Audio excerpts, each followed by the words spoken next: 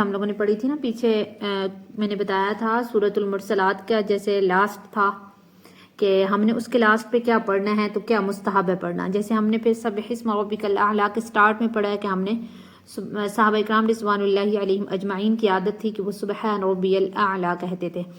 تو اب سورۃ الضحیٰ کا جو لاسٹ ہے نا، اس کے لاسٹ میں سورۃ الضحیٰ سے لے کر لاسٹ تک سورۃ الناس تک قرآن پاک جب بھی پڑھنا ہے نا، جو بھی سورت آپ نے پڑھنی ہے، تو وہاں ہر سورت کے ساتھ تکبیر کہنا سنت ہے. اور اس تکبیر کے الفاظ جو ہیں شیخ صالح مصری نے لا الہ الا اللہ واللہ اکبر بتائے ہیں. ٹھیک ہے، لا الہ الا اللہ واللہ اکبر یہ کہنا سنت ہے، سنت. ابن کثیر نے ہر سورت کے ختم پر، اور جو امام بغوی ہیں وہ کہتے ہیں کہ ہر سورت کے شروع میں ایک مرتبہ تکبیر کہنا سنت ہے. اور اب آپ ان میں سے نا جو بھی صورت اختیار کریں کہ آپ صورت سٹارٹ کرنے لگے ہیں، جیسے سورۃ الضحیٰ کی تلاوت کرنے لگے ہیں، اس سے پہلے آپ نے اللہ اکبر یا لا الہ الا اللہ واللہ اکبر آپ نے پڑھ کے پھر آپ نے سورۃ الضحیٰ سٹارٹ کیا. ٹھیک ہے، یا یوں کیا کہ سورۃ الضحیٰ آپ نے پڑھی ہے، پڑھنے کے بعد پھر آپ نے لا الہ الا اللہ واللہ اکبر آپ نے پڑھ لیا. ٹھیک ہے، تو دونوں طریقوں میں سنت ادا ہو جائے گی، دونوں طریقوں میں. اور جو سورۃ الضحیٰ سے لے کر آخر قرآن پاک تک جو اکثر صورتیں ہیں، اس میں آپ صلی اللہ علیہ وآلہ وسلم پر اللہ تعالیٰ کے خاص انعامات، آپ صلی اللہ علیہ وآلہ وسلم کے مخصوص جو فضائل وغیرہ ہیں ان کا ذکر ہے. اور چند صورتیں ایسی ہیں جن کے اندر قیامت کے احوال اور قیامت کے متعلق بیان ہے.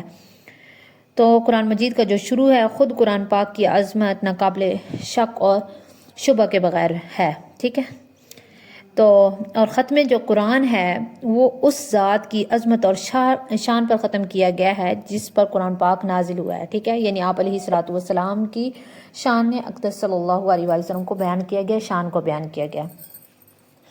اب ہے سورۃ الانشراح مکیہ. سورۃ الانشراح مکی ہے اور اس کو بولتے ہوتے ہیں سورۃ الم نشرح. ٹھیک ہے، سورۃ الانشراح یا سورۃ الم نشرح مکیۃ مکی ہے، وہی 8 آیات، اور اس کی 8 آیات ہیں. اور اس کا جو نزول ہے وہ مکہ کے اندر نازل ہوا ہے، اور اس کے جو رکوع ہے وہ 1 ہے. اور ہم جو پڑھ رہے ہیں وہ 94 نمبر کی 94 نمبر کی سورت ہے وہ پڑھ رہے ہیں. آسمانی نزول کے اعتبار سے اس سورت کا نمبر 12 ہے، یعنی سورۃ الم نشرح آسمان سے 12ویں نمبر پہ نازل ہوئی ہے. اور قرآن پاک میں جس ترتیب سے لکھی گئی ہے وہ ترتیب 94 ہے. ٹھیک ہے، جس کو بولتے ہوتے ہیں نارملی زبان کے اندر ترتیب توقیفی. ٹھیک ہے، جس ترتیب سے قرآن پاک میں صورتیں لکھی گئی ہیں وہ ترتیب توقیفی ہے، اور جو آسمان سے جس طریقے سے نازل ہوئی ہیں ترتیب وار سے، اس ترتیب کو ترتیب نزولی کہا جاتا ہے. تو نزول کے اعتبار سے اس کا جو نمبر ہے وہ 12 ہے، اور ویسے اس کا نمبر جو قرآن پاک کے اندر ہم جس سورت کو پڑھ رہے ہیں وہ 94 ہے. ٹھیک ہے، اور اس کے اندر نا 3 آپ صلی اللہ علیہ وآلہ وسلم پر جو نوازشات کی گئی ہیں، انعامات کیے گئے ہیں، ان کا ذکر ہے. پہلے ترجمہ پڑھ لیتے ہیں. ٹھیک ہے، بسم اللہ الرحمن الرحیم. شروع اللہ کے نام سے جو بڑا مہربان نہایت رحم کرنے والا ہے. الم نشرح کیا ہم نے کشادہ نہیں کیا، نشرح کھولنا. ٹھیک ہے، کیا ہم نے کشادہ نہیں کیا، لکا آپ کے لیے، صدرک آپ کا سینہ، کیا ہم نے آپ کے لیے آپ کا سینہ کشادہ نہیں کیا، کیا ہم نے آپ کے لیے آپ کا سینہ کھولا نہیں. ووضعنا اور ہم نے اتار دیا، عنک آپ سے، وزرک آپ کا بوجھ، اور ہم نے آپ صلی اللہ علیہ وآلہ وسلم سے آپ کا بوجھ اتار دیا. الذی وہ جس نے انقض دوہری کر رکھی تھی. ٹھیک ہے، جھکا دی تھی، بھاری کر دی تھی، کہ وہ جس نے آپ کی کمر دوہری کر دی تھی یا جھکا دی تھی. ظہرک آپ کی پیٹھ، آپ کی کمر، کہ یعنی وہ بوجھ اتار دیا جس نے آپ کی کمر کو دوہرا کر دیا تھا، جھکا دیا تھا، بوجھل کر دیا تھا. ورفعنا اور ہم نے بلند کیا، رفع بلند کرنا، ورفعنا اور ہم نے بلند کیا، لکا آپ کے لیے، ذکرک آپ کا ذکر، آپ کی آواز، کہ ہم نے آپ کی آواز، آپ کا ذکر بلند کیا۔ آگے فرمایا وَإِنَّ پس بے شک مع العسر جو عسر ہوتا ہے دشواری کو کہتے ہوتے ہیں، ٹھیک ہے، مشکل کو کہتے ہوتے ہیں، تو ان مع العسر پس ان بے شک مع العسر مشکل کے ساتھ یا دشواری کے ساتھ یسرن آسانی ہے، ٹھیک ہے، یا کے ساتھ آسانی، عین کے ساتھ پریشانی جو مشکل تکلیف، ٹھیک ہے، دشواری، تو پس مشکل کے ساتھ آسانی ہے، ان بے شک مع العسر عین مشکل کے ساتھ یعنی دشواری کے ساتھ یسرن آسانی ہے۔ فَإِذَا فَرَغْتَ پس جب فارغ ہو جائیے، فَانصَبْ تو سخت محنت کیجیے، ٹھیک ہے، نصب بولتے ہوتے ہیں تھک جانا، چکنا چور ہو جانا جس کو بولتے ہوتے ہیں، تو یعنی جب آپ فارغ ہو جائیں، فَانصَبْ تو سخت محنت کریں، وَإِلَىٰ رَبِّكَ اور اپنے رب کی طرف فَارْغَب رغبت کریں۔ اب یہاں پہ ہر صورت کے یعنی سٹارٹ میں وہی ہم لوگوں نے پڑھنا ہے جو اللہ اکبر اللہ اکبر، یہاں پہ نا اللہ اکبر لا الہ الا اللہ واللہ اکبر نہیں تھا، لا الہ الا اللہ واللہ اکبر تھا، ٹھیک ہے، سٹارٹ میں تکبیر نہیں آتی ہے۔ اس میں سب سے پہلے نا آپ صلی اللہ علیہ وآلہ وسلم کے لیے اللہ تعالیٰ فرما رہے ہیں کہ الم نشرح لک صدرک، کہ شرح کے معنی ہوتے ہیں کھولنے کے، سینے کو کھول دینا، اور یعنی علوم و معارف وغیرہ جو ہیں، اخلاق حسنہ ہیں، اچھے جو اخلاق ہیں ان کے لیے کھول دینا، توسیع کر دینا، وسعت پیدا کر دینا۔ اللہ تعالیٰ فرماتے ہیں نا پہلے قرآن پاک میں وَمَن يُرِدِ اللَّهُ أَن يَهْدِيَهُ يَشْرَحْ صَدْرَهُ لِلْإِسْلَامِ، کہ اللہ تعالیٰ جس کے ساتھ ارادہ کرتے ہیں کہ یہ کہ اس کو ہدایت دیں تو اس کے لیے اس کا سینہ وسیع کر دیتے ہیں، یعنی اسلام کے لیے اس کا سینہ وسیع کر دیتے ہیں، کشادہ کر دیتے ہیں، کھول دیتے ہیں، ٹھیک ہے۔ اور اب یہاں پہ اس صورت کے اندر 3 انعامات کا ذکر ہے۔ سب سے پہلے شرح صدر، ٹھیک ہے، شرح صدر، شرح کا معنی کھولنا۔ اب شرح صدر سے کیا مراد ہے؟ ایک یہ کہ ہم نے آپ صلی اللہ علیہ وآلہ وسلم کا سینہ علوم و معارف کے لیے کھول دیا ہے، وسیع کر دیا ہے، اس کو علم و حکمت سے بھر دیا ہے جس کو بڑے بڑے عقلاء بھی نہیں پا سکے۔ یا یہ معنی کہ کفار کی ایذا اور تکلیف برداشت کرنے کے لیے آپ صلی اللہ علیہ وآلہ وسلم کا سینہ فراخ کر دیا، ٹھیک ہے، تو آپ صلی اللہ علیہ وآلہ وسلم کو اللہ تعالیٰ نے بردبار بنا دیا، بردبار بنایا۔ اور دوسری چیز کہ شرح صدر سے مراد شق صدر بھی ہو سکتا ہے، شق مین چاک ہونا، آپ صلی اللہ علیہ وآلہ وسلم کا سینہ چاک ہوا ہے، اور 2 مرتبہ ایسا واقعہ پیش آیا۔ ایک مرتبہ بچپن میں آپ صلی اللہ علیہ وآلہ وسلم بچوں کے ساتھ کھیل رہے تھے کہ جبرائیل امین تشریف لائے اور آپ صلی اللہ علیہ وآلہ وسلم کو زمین پر لیٹا کر سینہ چاک کیا، جس کو کہہ سکتے ہیں سینہ کا آپریشن کرنا، تو یعنی آپریشن کیا۔ پھر آپ صلی اللہ علیہ وآلہ وسلم کا دل نکالا اور اس سے خون کا سیاہ لوتھڑا جو اس کا ایک ٹکڑا تھا وہ علیحدہ کر دیا، اور کہا کہ یہ شیطان کا حصہ تھا جس کو علیحدہ کر دیا ہے۔ پھر آب زمزم سے، زمزم کے پانی سے دھو کر آپ صلی اللہ علیہ وآلہ وسلم کے سینے میں دوبارہ دل رکھ دیا۔ یہ ایک دفعہ ہوا ہے۔ دوسری دفعہ جب آپ صلی اللہ علیہ وآلہ وسلم لیلۃ المعراج میں، ٹھیک ہے، یعنی جب آپ صلی اللہ علیہ وآلہ وسلم معراج پر تشریف لے گئے تو وہاں پر شق صدر ہوا ہے۔ آپ علیہ الصلوۃ والسلام نے فرمایا کہ جبرائیل نے میرا سینہ چاک کر کے دل نکال کر آب زم سے دھو کر علم و حکمت سے بھر کر دوبارہ میرے سینے میں رکھ دیا، سبحان اللہ، ٹھیک ہے۔ اب پھر اللہ تعالیٰ فرما رہے ہیں، دوسرے چیز کا ذکر فرما رہے ہیں اللہ تعالیٰ، اور جو لفظ کیا ہے، وَوَضَعْنَا عَنْكَ وِزْرَكَ، وَوَضَعْنَا کہ ہم نے اتار دیا آپ سے آپ کا بوجھ، ٹھیک ہے، تو اس کے اندر اللہ تعالیٰ دوسرے انعام کا ذکر فرما رہے ہیں کہ ہم نے بوجھ ہلکا کر دیا آپ سے، جس نے آپ صلی اللہ علیہ وآلہ وسلم کی کمر توڑ رکھی تھی۔ اب وزرک لفظ استعمال ہوا ہے تو وزرک سے کیا مراد ہے، ٹھیک ہے، کون سا بوجھ مراد ہے؟ تو اس میں کئی اقوال ہیں کہ آپ صلی اللہ علیہ وآلہ وسلم ہر وقت اس پریشانی میں مبتلا رہتے تھے کہ بھائی کہیں سلسلہ وہی منقطع نہ ہو جائے، وہی آنا ختم نہ ہو جائے، بند نہ ہو جائے، نمبر 1۔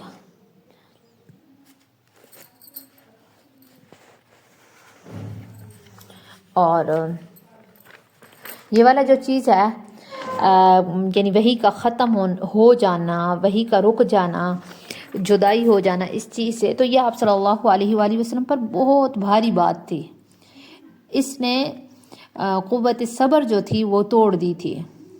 تو پھر اللہ تعالیٰ نے سورۃ والضحیٰ نازل کر کے یہ غم کا بوجھ جو تھا وہ اتار دیا، اور آپ صلی اللہ علیہ وآلہ وسلم کو سکون آ گیا، اسی کو انعام قرار دیا گیا ہے۔ دوسرا، یا وزرک سے مراد نبوت کا بار ہے اور شریعت مراد ہے کہ اللہ تعالیٰ آپ صلی اللہ علیہ وآلہ وسلم پر کفر و شرک کو مٹانے، مخلوق کو توحید پر جمع کرنے اور پوری دنیا کے اندر کرنے۔ یہ تھا کہ آپ صلی اللہ علیہ وآلہ وسلم اس غم کے اندر، اس پریشانی کے اندر مبتلا رہتے تھے کہ بھائی کہیں جو سلسلہ وہی ہے وہ ختم نہ ہو جائے، رک نہ جائے۔ تو اللہ تعالیٰ نے سورۃ ضحیٰ نازل کر کے اس غم کو آپ صلی اللہ علیہ وآلہ وسلم سے دور کر دیا ہے۔ دوسری چیز جو نبوت کا بھار ہے، شریعت مراد ہے، ٹھیک ہے، یا تو بار نبوت اور شریعت مراد ہے کہ اللہ تعالیٰ نے آپ صلی اللہ علیہ وآلہ وسلم پر کفر و شرک کو مٹانے، مخلوق کو توحید پر جمع کرنے اور پوری دنیا کے اندر کلمہ حق پھیلانے کی ذمہ داری عائد کر دی، ٹھیک ہے۔ تو جو عائد کی تھی وہ آپ صلی اللہ علیہ وآلہ وسلم کے لیے بوجھ تھا، تو آپ صلی اللہ علیہ وآلہ وسلم پریشان رہتے تھے کہ اس ذمہ داری کو کس طرح میں نبھاؤں گا، لیکن اللہ تعالیٰ نے شرح صدر فرما کر آپ صلی اللہ علیہ وآلہ وسلم کا حوصلہ اتنا بلند کر دیا کہ بڑی سی بڑی مشکل بھی آپ صلی اللہ علیہ وآلہ وسلم کو آسان، بالکل محبوب اور مرغوب نظر آنے لگتی تھی۔ اور یعنی جو شرعی تکلیف تھی وہ آپ صلی اللہ علیہ وآلہ وسلم کی فطرت بن گئی۔ اس لیے آپ صلی اللہ علیہ وآلہ وسلم نے فرمایا کہ جو نماز ہے وہ میری آنکھوں کی ٹھنڈک ہے۔ اور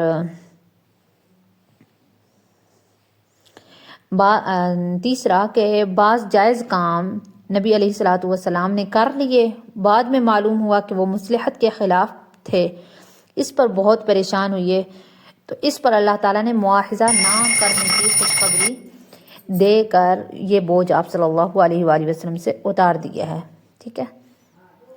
جیسے نارملی ہم لوگوں نے پڑھا ہے نا، سورۃ الطلاق کے اندر بھی پڑھا ہے، ٹھیک ہے۔ اور اس کے علاوہ پھر آگے اللہ تعالیٰ تیسرے نام کا ذکر فرما رہے ہیں کہ وَرَفَعْنَا لَكَ ذِكْرَكَ، ہم نے آپ کا ذکر بلند کر دیا۔ تو بخاری شریف کے اندر ہے، بخاری جو کتاب ہے، ٹھیک ہے، صحاح ستہ میں سے پہلی کتاب جو ہے، اس کے اندر حضرت ابو سعید خدری رضی اللہ عنہ کی روایت ہے کہ نبی علیہ الصلوۃ والسلام نے حضرت جبرائیل علیہ الصلوۃ والسلام سے اس آیت کا مطلب پوچھا، تو آپ علیہ الصلوۃ والسلام نے یعنی حضرت جبرائیل علیہ الصلوۃ والسلام نے فرمایا کہ اللہ تعالیٰ فرماتے ہیں کہ جہاں میرا ذکر ہوگا وہاں آپ صلی اللہ علیہ وسلم کا بھی ذکر ہوگا۔ جیسے نارملی دیکھیں کلمہ ہم پڑھتے ہیں تو کلمے میں بھی آپ صلی اللہ علیہ وسلم کا ذکر ہے، نماز میں بھی آپ صلی اللہ علیہ وآلہ وسلم کا ذکر ہے، آذان ہوتی ہے تو آذان کے اندر بھی آپ صلی اللہ علیہ وآلہ وسلم کا ذکر ہے، ملائے اعلیٰ میں، فرشتوں کے اندر، یہاں تک کہ عرش پر بھی آپ صلی اللہ علیہ وآلہ وسلم کا نام لکھا ہوا ہے، یہ لا الہ الا اللہ وحدہ دینہ الاسلام و محمد عبدہ و رسولہ، یہ الفاظ لکھی ہوئی ہیں۔ آگے فرمایا ہے وَرَفَعْنَا لَكَ ذِكْرَكَ فَإِنَّ مَعَ الْعُسْرِ يُسْرًا، إِنَّ مَعَ الْعُسْرِ يُسْرًا، ٹھیک ہے، کہ آسانی کے ساتھ مشکل اور مشکل کے ساتھ آسانی ہے۔ تو یہاں پہ مقصد یہ ہے کہ نبی علیہ الصلوۃ والسلام کو ہر نعمت ویسے ہی نہیں عطا کی گئی، بلکہ اس کے لیے بڑی تنگی، بڑی تکالیف آپ صلی اللہ علیہ وآلہ وسلم نے برداشت کی ہیں۔ اللہ تعالیٰ نے آپ کے لیے آسانی فرما دی ہے۔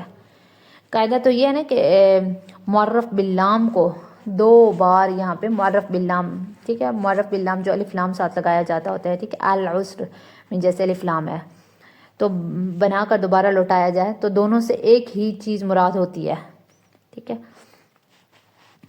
اگر دوبارہ ہم نکرہ بنا کر بغیر الف لام کے لاتے ہوتے ہیں یا 2 زبر 2 زیر 2 پیش کے بغیر، جو بھی تنوین کے بغیر بنا کر لاتے ہوتے ہیں، نکرہ نام نارملی جو صیغہ ہوتا ہے، ٹھیک ہے، جو کسی خاص چیز کا نام نہیں ہوتا ہے، تو وہ پہلے نکرہ کو کا غیر ہوتا ہے، یہاں پر اللہ تعالیٰ نے العسر یعنی جو معرفہ ہے خصوصیت کے ساتھ ذکر فرمایا ہے، تو اس سے ایک ہی تنگی مراد ہوگی۔ پھر دوسرا جو تھا اس کو یسرا، اس کو نکرہ ذکر کیا ہے، تو اس سے پہلے والی سہولت اور آسانی مراد نہیں ہے بلکہ کوئی اور سہولت اور آسانی مراد ہوگی۔ تو مقصد یہی ہوگا کہ اگر تمہارے اوپر ایک تنگی اور تکلیف آئے گی تو اس کے لیے 2 آسانیاں بھی اللہ تعالیٰ عطا فرمائیں گے۔ ٹھیک ہے، یہ بہت ہی زبردست ایک قاعدہ کہ بھائی اگر ایک تکلیف کے اندر ایک تکلیف پہنچے گی تو اس کے بدلے میں اللہ تعالیٰ 2 آسانیاں عطا فرمائیں گے۔ تو صحابہ اکرام رضوان اللہ علیہم اجمعین اور آپ صلی اللہ علیہ وآلہ وسلم کے لیے جو بہت بڑی خوشخبری ہے کہ موجودہ جو تکالیف وغیرہ ہیں ان سے نہ گھبرائیں، یہ ساری عارضی چیزیں ہیں، عنقریب آسانی کا دور بھی آنے والا ہے۔ پھر اللہ تعالیٰ نے اپنے اس وعدے کو پورا بھی فرمایا کہ پوری دنیا نے اپنی آنکھوں سے دیکھا کہ آپ علیہ الصلوۃ والسلام پر کتنی انعامات وغیرہ ہوئی ہیں۔ آگے پھر اللہ تعالیٰ نے آپ صلی اللہ علیہ وآلہ وسلم پر یہ فرمایا کہ فَإِذَا فَرَغْتَ فَانصَبْ وَإِلَىٰ رَبِّكَ فَارْغَب۔ پہلا حکم فَإِذَا فَرَغْتَ فَانصَبْ کہ جب آپ فارغ ہو جائیں تو سخت محنت کریں۔ اب نعمتوں کا ذکر کرنے کے بعد 2 چیزوں کا ذکر کیا گیا ہے۔ پہلا حکم یہ دیا گیا ہے کہ جب آپ صلی اللہ علیہ وآلہ وسلم دعوت اور تبلیغ کے کام سے فارغ ہو جائیں تو دوسری عبادات جیسے نماز ہو گیا، روزہ ہو گیا، ذکر اللہ ہو گیا، دعا ہو گئی، استغفار ہو گیا، ان ساری چیزوں کے لیے تیار ہو جائیں۔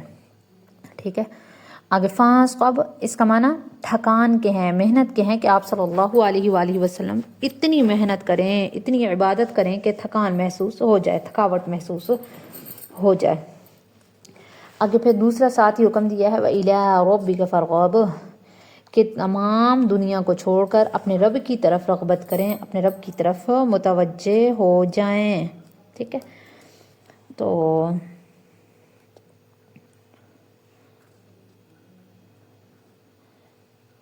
اور اسی سے علماء فرماتے ہیں کہ جب اللہ تعالیٰ آپ صلی اللہ علیہ وآلہ وسلم کو حکم دے رہے ہیں کہ جب تبلیغ وغیرہ سے فارغ ہو جائیں، لوگوں کی اصلاح سے فارغ ہو جائیں، تو پھر آپ اللہ تعالیٰ کے لیے ٹائم نکالیں، اللہ تعالیٰ کے لیے فارغ ہو جائیں، تو یہ کیا ہوتا ہے، اللہ تعالیٰ کی طرف رغبت کریں۔ ٹھیک ہے، کوئی ذکر اللہ شکر اللہ کے لیے بھی ٹائم نکال لیں۔ تو اس سے علماء فرماتے ہیں کہ اگر کوئی عالم ہے، تعلیم وغیرہ حاصل کر رہا ہے، چاہے علماء میں سے ہے، تو اس کو چاہیے کہ جب تعلیم دے لے، تبلیغ کر لے، اصلاح خلق کر لے، مخلوق کی اصلاح کر لے، اس کے بعد کچھ وقت وہ اللہ تعالیٰ کے لیے بھی نکالے۔ ٹھیک ہے، اللہ تعالیٰ کی طرف توجہ کرے، ذکر اللہ کرے۔ ٹھیک ہے، اور اس سے تو اتنا ہی آیا ہے۔ ٹھیک ہے، تو آپ لوگ یہاں پہ نا میرے خیال کے اندر ہر صورت کے نا سٹارٹ میں یا لاسٹ پہ جو آپ کو مناسب لگے، کیونکہ دونوں طریقے کی سنت ہیں، تو یہ لکھ لیجیے گا لا الہ الا اللہ واللہ اکبر۔